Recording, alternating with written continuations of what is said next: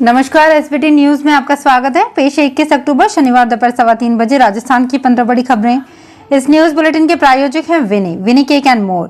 तो सबसे पहले एक नजर डालते हैं आज की हेडलाइंस पर। कांग्रेस की पहली लिस्ट में 35-40 नाम घोषित होने की उम्मीद। चुनाव से पहले नड्डा को मिली बड़ी राहत। पुलिस शहीद दिवस पर शहीदों को दी श्रद्धांजलि। पोल्ट्री फार्मर की आय बढ़ाएगी। CARI की रंगीन मुर्गी स्मृति। राज्यपाल मिश्र ने विंध्याचल धाम में किया दर्शन पूजन। और अब खबरें विस्तार से। राजस्थान विधानसभा चुनाव के लिए कांग्रेस की पहली लिस्ट का उम्मीदवार बड़ी बेसब्री से इंतजार कर रहे हैं। करीब 106 उम्मीदवारों के नामों पर गहन चिंतन हुआ। इसके बावजूद पहली लिस्ट में 35-40 प्रत्याशियों के नामों की घोषणा होगी। कांग्रेस की पहली लिस्ट आज जारी होगी। अब सिर्फ कांग्रेस अध्यक्ष मल्लिकार्जुन खड़गे की मंजूरी का इंतजार है। पूरी संभावना है कि दोपहर बाद किसी भी वक्त कांग्रेस की पहली लिस्ट आ सकती है। बताया जा रहा है कि इस बार लिस्ट में युवा चेहरों पर जोर रहेगा। जयपुर की अधीनस्थ अदालत ने सोशल मीडिया प्लेटफॉर्म पर राहुल गांधी को रावण के रूप में दिखाने के मामले में भाजपा के राष्ट्रीय अध्यक्ष JP नड्डा और IT सेल के राष्ट्रीय प्रमुख अमित मालवीय के खिलाफ दायर मानहानि के परिवाद को खारिज कर दिया। कोर्ट ने कहा कि ऐसे मामले में व्यथित व्यक्ति ही परिवाद दायर कर सकता है। इस मामले में देखने से लगता है कि राहुल गांधी पर निजी तौर पर टिप्पणी की है और वो परिवाद दायर करने में समर्थ हैं, इसलिए परिवाद पर कोई आदेश नहीं दिया जा सकता। जयपुर महानगर मजिस्ट्रेट क्रम संख्या 11 ने जसवंत गुर्जर का परिवाद खारिज करते हुए ये आदेश दिया।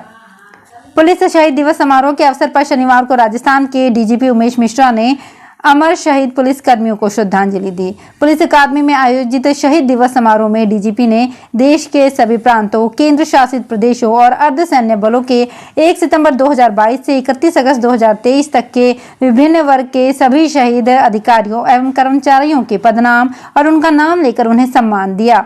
इस अवसर पर DGP मिश्रा ने कहा कि 21 अक्टूबर 1959 को CRPF के पुलिस अधिकारी करम सिंह के नेतृत्व में 20 जवानों की पुलिस टोली पर हॉट स्प्रिंग लद्दाख में 16,000 फीट की ऊंचाई पर गश्त के दौरान चीन की सेना ने घात लगाकर हमला किया। इस आक्रमण में पुलिस के 10 जवान वीर गति को प्राप्त हुए। शहीद जवानों की स्मृति में पुलिस शहीद दिवस मनाया जाता है। किसानों और पोल्ट्री फार्मर्स की आय बढ़ाने के लिए वैज्ञानिक नित नए शोध कर रहे हैं। CRAI बरेली के वैज्ञानिक भी मुर्गी पालन को अत्यधिक फायदेमंद बनाने के लिए मुर्गियों की नई प्रजातियां विकसित कर रहे हैं। इसी कड़ी में CARI की वैज्ञानिक ने एक ऐसी देसी रंगीन मुर्गी की प्रजाति विकसित की है जो महज 3 महीने में ही 2 से 2.25 किलो की हो जाती है। इस नई प्रजाति का नाम स्मृति रखा गया है। 2 नवंबर को संस्थान के स्थापना दिवस के अवसर पर इसकी आधिकारिक घोषणा होगी। इसके बाद पोल्ट्री फार्मर्स के लिए उपलब्ध हो जाएगी। विंध्याचल धाम में पहुंचे राजस्थान के राज्यपाल कलराज मिश्र ने वार्ता करते हुए कहा कि आतंकवाद का खात्मा बहुत ही आवश्यक है। इस दिशा में जो भी कार्य करेगा हम उसके साथ हैं। आतंकवाद को हम कतई बर्दाश्त नहीं कर सकते। वे मिर्जापुर के विंध्याचल धाम में पूजा अर्चना के बाद मीडिया से बात कर रहे थे। उन्होंने कहा कि आतंकियों को प्रोत्साहन देने से नुकसान हो सकता है। हमास व इजराइल युद्ध इसका ताजा उदाहरण है। सवाई भवानी सिंह की जयंती के अवसर पर प्रतिष्ठित वार्षिक पुरस्कार समारोह सवाई जयपुर अवार्ड्स 2023 का आयोजन 22 अक्टूबर की शाम को जयपुर के सिटी पैलेस में आयोजित किया जाएगा। इन पुरस्कारों में 31,000 रुपये नगद, शॉल, एक गंगाजली, प्रशस्ति पत्र और श्रीफल शामिल हैं। समारोह में विभिन्न क्षेत्रों में उत्कृष्ट कार्यों के लिए पुरस्कार दिए जाएंगे।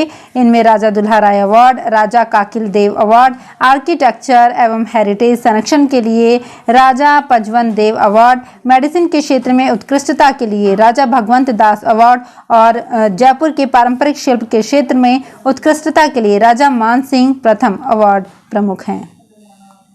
तंबाकू नियंत्रण एवं रोकथाम की दिशा में उत्कृष्ट कार्यों के लिए राजस्थान को राष्ट्रीय स्तर पर टोबैको कंट्रोल एक्सीलेंस अवार्ड से सम्मानित किया गया है। यह अवार्ड शुक्रवार को दिल्ली में केंद्रीय स्वास्थ्य मंत्रालय की ओर से आयोजित कार्यक्रम में प्रदान किया गया। कार्यक्रम के दौरान तंबाकू नियंत्रण के क्षेत्र में किए गए राजस्थान के प्रयासों को सराहा गया। अतिरिक्त मुख्य सचिव चिकित्सा एवं स्वास्थ्य शुभ्रा सिंह ने बताया कि राजस्थान में तंबाकू नियंत्रण के क्षेत्र में हुए नवाचारों एवं कोटपा एक्ट के बेहतरीन क्रियान्वयन हेतु राजस्थान को टोबैको कंट्रोल एक्सीलेंस अवार्ड प्रदान किया गया है। राजस्थान लोक सेवा आयोग की ओर से आयोजित राजस्थान राज्य एवं अधीनस्थ सेवा प्रारंभिक परीक्षा 2023 का परिणाम शुक्रवार को 19वें दिन घोषित कर दिया गया। कुल 19,348 अभ्यर्थी RAS मुख्य परीक्षा 2023 के लिए पात्र घोषित किए गए हैं। प्रदेश के 1920 अभ्यर्थी पांचवा विकल्प नहीं भरने के कारण अपात्र हो गए हैं। आयोग ने रोल नंबर और कट ऑफ मार्क्स वेबसाइट पर जारी कर दिए हैं। मुख्य परीक्षा अगले वर्ष 27 और 28 जनवरी को ली जाएगी। इसकी तिथि भी आयोग ने जारी कर दी है। आयोग ने प्रारंभिक परीक्षा का आयोजन 1 अक्टूबर को किया था। राष्ट्रीय लोकतांत्रिक पार्टी के अध्यक्ष हनुमान बेनीवाल व पूर्व विधायक रिचपाल के बीच जुबानी जंग और तेज हो गई है। अब हनुमान बेनीवाल ने रिचपाल मृधा पर तंज कसा है। उन्होंने कहा कि ये लोग नागौर, मारवाड़ और किसान राजनीति के दुश्मन हैं। उन्होंने कभी भी किसान को मुख्यमंत्री नहीं बनने दिया। मैंने ही उनके बेटे को चुनाव जिताया था। बाप और बेटे दोनों मेरे पास आए थे। उनके बेटे के सामने प्रत्याशी नहीं उतारा था। आज उनको बातें आ रही हैं। हनुमान बेनीवाल ने ये बात झुंझुनू में संकल्प यात्रा के दौरान मीडिया से बातचीत करते हुए कही। डॉग एवं अन्य जानवर के काटने पर अब PSC व सैटेलाइट अस्पतालों में भी इलाज और टीकाकरण होगा। राजस्थान के सभी जिला अस्पताल में मॉडल एंटी रेबीज क्लिनिक खोले जाएंगे। रेबीज की जांच के लिए SMS और एम्स जोधपुर में लैब खुलेगी। चिकित्सा एवं स्वास्थ्य विभाग की ACS शुभ्रा सिंह के निर्देश पर स्टेट रेबीज एक्शन प्लान बनाया गया है। चिकित्सा, पशुपालन, नगर निगम, वन, शिक्षा समेत 10 विभागों को अलग अलग जिम्मेदारी सौंपी गई है। जयपुर, अजमेर, जोधपुर, उदयपुर, बीकानेर, कोटा समेत प्रदेश भर में 2022-23 में डॉग बाइट के 2,89,000 मामले मिले हैं। समय पर इलाज नहीं मिलने पर रेबीज जानलेवा साबित हो सकती है। उत्तर प्रदेश के अयोध्या में प्रभु राम का भव्य और दिव्य मंदिर प्राण प्रतिष्ठा के लिए बनकर तैयार हो रहा है। 22 जनवरी को प्रभु राम अपने भव्य मंदिर में विराजमान होंगे, लेकिन उसके पहले श्री राम जन्मभूमि मंदिर में रामलला की प्राण प्रतिष्ठा के पहले राम ज्योति पूरे हिंदुस्तान के घर घर में पहुंचे। इसको लेकर अयोध्या से राम ज्योति रथ यात्रा रवाना हुई। राम ज्योति रथ यात्रा राजस्थान के 51,000 मठ मंदिरों के साथ घर घर तक पहुंचाई जाएगी। इतना ही नहीं, विजयदशमी रावण दहन के दिन भी राम ज्योति के जरिए राजस्थान में रावण दहन किया जाएगा।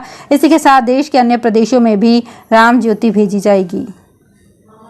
राजस्थान के मेडिकल कॉलेज से संबद्ध अस्पतालों में जहां स्पेशलिस्ट डॉक्टर्स की कमी से मरीजों के इलाज के लिए परेशान होना पड़ता है, वहीं दूसरी ओर CSC, PSC और उप जिला अस्पतालों में स्पेशलिस्ट डॉक्टर्स जुकाम, बुखार, खांसी के मरीजों को देख रहे हैं। चिकित्सा विभाग की ओर से बेतरतीब पोस्टिंग की वजह से अस्पतालों में उन मरीजों को भी रेफर करना मजबूरी है जिनके लिए अस्पताल में सभी तरह की मशीनरी और जाँच सुविधाएं हैं। हालात का अंदाजा इस बात से लगाया जा सकता है कि सुपर स्पेशलिटी के डॉक्टर्स को CSC, PSC व उप जिला अस्पतालों में लगाया गया तो उन्होंने ज्वाइन ही नहीं किया। आचार संहिता लगने के बाद FST टीम व पुलिस बॉर्डर सीमाओं तथा जगह जगह चेक पोस्ट लगाकर गाड़ियों को रोककर लाखों रुपए बरामद करने की कार्रवाई की जा रही है। लेकिन हरियाणा और उत्तर प्रदेश सीमा के ऐसे रास्ते हैं जिनमें आसानी से पैसे, अवैध शराब, हथियार लाए जा सकते हैं। उन रास्तों पर पुलिस प्रशासन की नजर ही नहीं है, ना ही उन रास्तों पर किसी तरीके से कोई चेक पोस्ट बनाया गया है। भरतपुर जिले से लगते कच्चे रास्तों से व्यापारी सहित अन्य लोग अपने लेन देन के पैसों को लेकर आते हैं। शुक्रवार को पुलिस ने मिठाई के डिब्बे में छुपाकर रखे गए 4 लाख रुपए सहित 22,81,000 रुपए जब्त कर 6 लोगों को गिरफ्तार कर लिया। एनफोर्समेंट डायरेक्टरेट ने शुक्रवार को केरल के लाइफ मिशन घोटाला मामले में 5 करोड़ 38 लाख रुपए की चल और अचल संपत्ति कुर्क की गई संपत्तियों में संतोष इप्पन के नाम पर आवासीय संपत्ति और स्वप्ना सुरेश के नाम पर अचल संपत्ति और बैंक बैलेंस शामिल हैं। केरल लाइफ मिशन घोटाला 2018 में बाढ़ में अपना घर खोने वाले गरीबों को घर देने के लिए था।